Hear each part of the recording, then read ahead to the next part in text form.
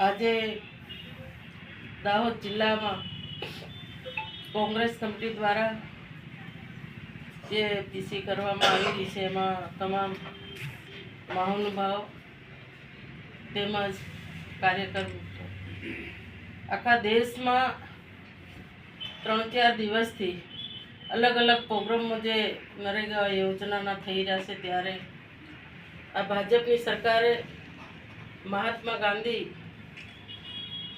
નું નામ જે બદલીને એમનું ભાજપનું જે નામ છે શું કીધું જી રામજી નામ એમનું ઉમેર્યું છે. એમાં અમારી કોંગ્રેસ કમિટી આખા દેશમાં આજે એનો વિરોધ કરી રહી છે.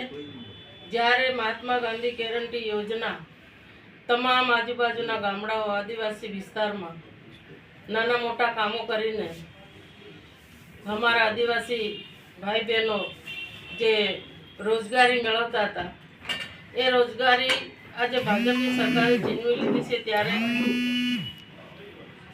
એમને એમના મળતિયાઓને અને મોટા મોટા ઉદ્યોગપતિને આ યોજનામાં સમાવેશ કરવાના છે. ત્યારે પહેલાં એવો કાયદો હતો કે 100 દિવસની રોજગારી જ્યારે આપણે કરવા જઈએ ત્યારે આપણને મળતી હતી.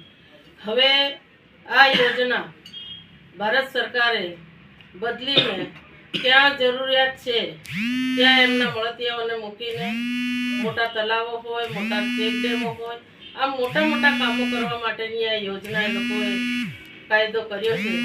ત્યારે અમે આજે દાહોદ જિલ્લા વતી તમામ કાર્યકરો